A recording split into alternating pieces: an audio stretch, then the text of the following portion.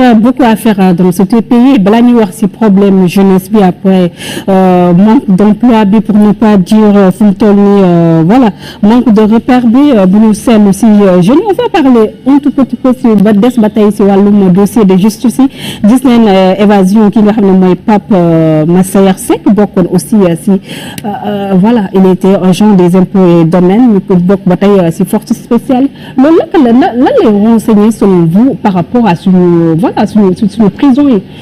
gisoon nañ voilà waa jooju la boo jinne finalement. gis naa sax benn maire bu bokk force spéciale ak benn pa bu bokk force spéciale force spéciale xam naa ne moom ñoom garaaw nañ ko ay maire ay pa ay agent impôt et domaine ñoom ñoo bokk ci force spéciale yi quoi bon après cette histoire de porté disparu ku évadé. ku ne dafa feebar ba ñu yóbbu ko pavillon spécial mu tëdd ñu war ko mënate et tout mu échappé. c'est une histoire vraiment tordue quoi aw ma ci dara lu leer xam nga man li may bëgg di perdre temps ci lu ma leerut mais li ma gëm daal mooy ne. góomu ne dafa évadé man góomu ko parce que. qu'est-ce que vous pensez. xaw ma nañ ñu wax li ci am góomu ne dafa évadé. et j'ai bien peur que dinañ ko retrouver sous peu entre guillemets wax ñu ci leneen loo xam ne lu garaaw lay doon xaw ma. mais li ma xam ba xam ko daal mooy ne boo jinnee boobu ngay wax noonu daan na tëb di rëcc ak yooyu mais en moins de 48 heures dañ ko doon jàppaat. kon naka la waa ji mu ne dem ba pavillon spécial kon am na ku ko jàppale mu génn. c'est sûr logique la quoi parce que foofu boo fa génnee ci géej gi rek nga mën a dugg wala nga génnaat ci biir nit ñi y a tellement de choses yoo xamante ne leerul ci boppu sénégalais yi dañ ñu ko war a leeralal mais loolu lépp li mu lay renseigner mooy ne à chaque fois que ñu jëm ci ay échéances politiques. l'état central bii fi ne pouvoir bi fi nekk en place ñu ngi ci ay manipulations yoo xamante ne ni pour faire peur aux populations tiital nit ñi xoqatal nit ñi aujourd'hui regarde ce qui se passe ñun on est en train de faire le tour de toutes les préfectures sous-préfectures les mairies et autres pour xool comment ça se passe le retrait des cartes il reste des milliers et des milliers de cartes ay milliers de cartes moo des. Est-ce que tu as vu une volonté de l'État à faire de la communication pour le retrait des cartes? Amul. Il y a même les cartes de 2017 yu fa nekk ay cartes de 2017 ñu ngi fa des cartes en souffrance ça veut dire il y a aucune promotion ni pour le retrait des cartes il y a pas de communication ni ci rajo yi ni ci télé yi ni ci ay affiches ak c'est le rôle du ministère de l'Intérieur. moom laa la wax ils n'ont pas cette volonté parce que bëgguñu Sénégalais yi dem retirer ji seen ay cartes. Les médias le seul débat bi nekk ci médias yi c'est ay bii discours wax nañ ko bii affaire wax nañ ko on ne parle pas de l'essentiel. mais il faut arrêter aussi avec les journalistes parce que je parle pas de journalistes. dafa mel ni comme ça commence à devenir benn acharnement. je parle pas de journalistes forcément je dis même les acteurs qui sont engagés dans cette campagne électorale ils ne parlent pas vraiment des retraits de cartes. même lors des campagnes ñi ma jot a déglu ñuy def seen battre campagne ils ne parlent pas vraiment du retrait des cartes. Comment est-ce que les gens vont voter s'ils n'ont pas leur carte? Il faut mettre l'accent là-dessus. Ay milliers de cartes ñoo des ci bureau yi ay milliers et des milliers mais man dama sax waaru bu ma gisee ci nombre de cartes yi donc quand je comprends pourquoi élection yi du demee ni muy demee tout le temps vote bi du bëri parce que gars yi dañuy jëli seen ay cartes moi j'aimerais bien que les candidats quand même prennent un peu de temps pour ñaax seen ay militants ñaax seen ay sympathisants pour que ñu dem jëli ci seen ay cartes parce que cartes yi ñu ngi en souffrance ci bureau yeeg maire yeeg sous-préfecture yeeg yooyu oui quant à vous oui c'est vrai lu leen neex ngeen di waxtaanee mais bon. mais il faut arrêter finalement Thiat dafa mel ni comme benn acharnement bu ñu teg si ñun ñi nga xam ne ñoo nekk si médias yi déjà nous on est dans le privé mën nañoo def wóol bi nga xam ne ministère bu yor wàllu intérieur bi nga xam ne dafa am un budget bien donné moom lañ ko sant. les politiciens aussi des deux bords ñu féetoo opposition bi ak ñi nga xam ne ñoo nekk si pouvoir bi dañoo am seen budget de campagne. Par rapport à chaque fois ñu wax ne les journalistes aiment mettre sur le tapis des débats yoo xam ne ça n'intéresse pas le public quels sont les débats qui intéressent le public loolu mooy wax ji tey bu ñu fi naroon nekkoon di wax économie wàllum pétrole doo pas dépasser 200 vues sur les réseaux sociaux donc du coup lan moo intéresse les Sénégalais qu'est-ce qui intéresse les Sénégalais finalement c'est faire un mauvais procès aux journalistes non c'est même pas un mauvais voilà attends non finalement, nous sommes les parents pauvres. Des fois, c'est l'opposition qui nous insulte, des fois, c'est les gens du pouvoir. Ce n'est nullement mon intention que d'attaquer la presse en général. Je veux juste dire que qu'il y ait une bonne place pour des choses aussi importantes que le retrait des cartes dans les émissions yi am ci Sénégal quand il y a une période préélectorale. C'est comme ça que je le pense. Mais la RTS est là pour ça. La RTS kenn seetaanu ko malheureusement je suis désolé. Comment ça. ah bon man yëgu RTS bu ma fàtte sax ne am na pour être honnête damay fàtte ne RTS am na donc mais bon bref li ma wax mooy ñu bàyyi ci xel Sénégalais yi bàyyi ci xel suñu frères yi bàyyi ci xel dina am na ay jafe-jafe par exemple dans la diaspora on nous apprend que dans certaines localités carte yi ñëw acheminement bi c'est compliqué doo xam foo koy jëli yéeg yooyu mais li des pour élection yi ñëw bëreetul et que nit ñi war nañ dem jëli seen carte parce que boo jëlee sa carte mënoo voter mënoo changer li fi nekk comme mënoo indi lu bees c'est pas possible donc carte yi il faut que gars yi bàyyi ci xel bu baax a baax dem jëli ji ko donc yow pour affaire de buzz bon voilà ma bàyyi leen journaliste yi. xam nga ni man nekkuma ci affaire de buzz sànq yaa ngi wax journaliste yi vous allez me permettre pour laaj de ce point de vue par rapport ak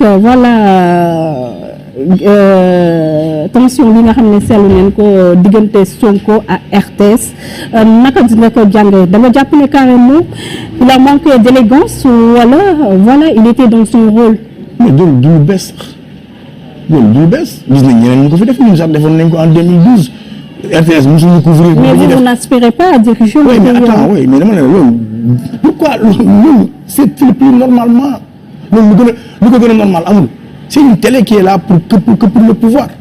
Il a le droit de dire vous monsieur m'a couvrir pourquoi ngeen ñëw télé ma couvrir il fallait marquer le coup c'est sa façon à lui de s'indigner mënuma ci critiquer loolu. mais un homme d'État bu trompe son justement est-ce que mënutoon gën a élégant par rapport à justement voilà des choses peut-être qu'on attendrait d'un homme d'État di yaakaar bu ñëwee ci état bi moom ils vont changer les choses justement c'est important que des hommes d'État arrêtés man damay wane yenn galanterie c'est de l'hypocrisie je remarque une certaine pratique dans ses pratiques à lui des pratiques naturelles et directes c'est-à-dire rien n'est calculé c'est pas politique ça et ça c'est bien RTS il fallait que ñoom ñu comprendre que ne moomuñ Sénégal awarul sax dawal publicité RTS dina fi di xëccoo ay match Coupe d'Afrique ak yeneen chaînes yi c'est normal il faut que RTS comprenne il faut que état bi xam ne que RTS ñoom moomuñ ko c'est le pouvoir xaalisu dëkk bi moo fa nekk.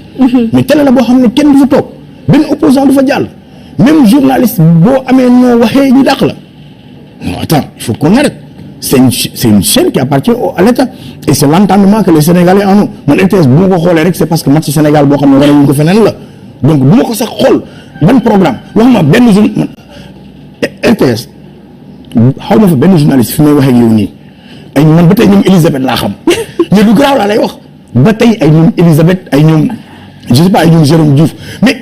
Jérôme Diouf il n'est plus à la RTS. oui mais c'est grave quoi c'est que loolu laa lay wax ne la c'est grave parce que dañuy dem ba def ko yëfu état bi alors que c'est le yëfu public la. ñu Sénégalais yëpp moom la ñëpp fa war a am parti ñëpp fa war a jaar kon doy na waar il faut ñu xoolaat yenn pratiques yi. Tout à fait. Juste rappeler aux internautes yi nga xam ne ñu ngi topp di ñu suivre sur différentes plateformes yi je suis avec chat bu mouvement Y en a marre ñu amal waxtaan bu am solo par rapport ak tolluwaayum réew mi chat on va parler maintenant de politique pour wax si élection législative yi démarrage élection yi processus bi jàll na c'est lot de conséquences démarrage bi les candidats ont démarré de façon timide mais le constat général mooy absence de programme bi nga xam ne nemmeeku nañ ko des deux bords surtout des violences yoo xam ne mën nañu wax ne xaaruñ ko woon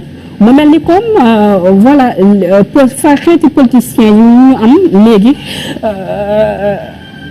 lii ñu ngi doon gis suñu ay maam yu mel ni comme ay Djiboka dafa dem si moom on n'a plus d'homme d'État faut-il revenir à cette école de parti parce que fi mu toll nii les enjeux sont ailleurs ñu ngi wax wàllum pétrole l'exploitation gaz yi nga xam ne mën nañu wax ne fi mu toll nii tax na ñu bëri dañoo braqué seen gët yi fii ci Sénégal gis nga récemment ci G7 bi le président de la République Macky Sall ñoom def nañ sa benn plan Marshall pour l'Afrique pour ne pas dire pour le Sénégal tey qu'est-ce qu'il faut yan type de député dañu war a xaar à l'Assemblée nationale est-ce que campagne bi nga gis sa xel dal na si législature bi nga xam ne fas yéene nañ ko am à l'Assemblée nationale ba si rentrée prochaine incha allah.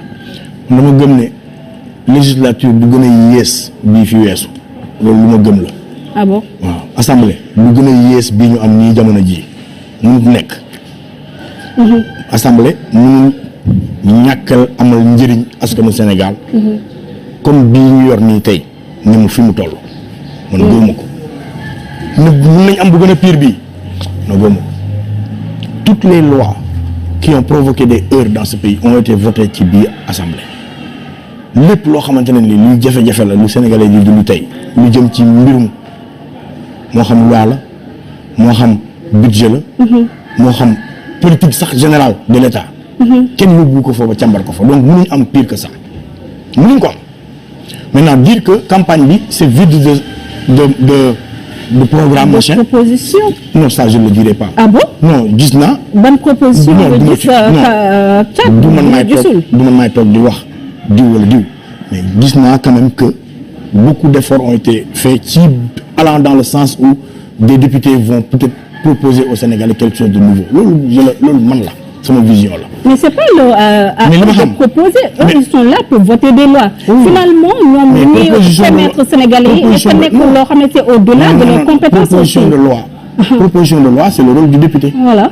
Mais on se rend compte que dans un pays comme le Sénégal. Mais eux ils se limitent pas à ça. Oui ils se limitent à quoi.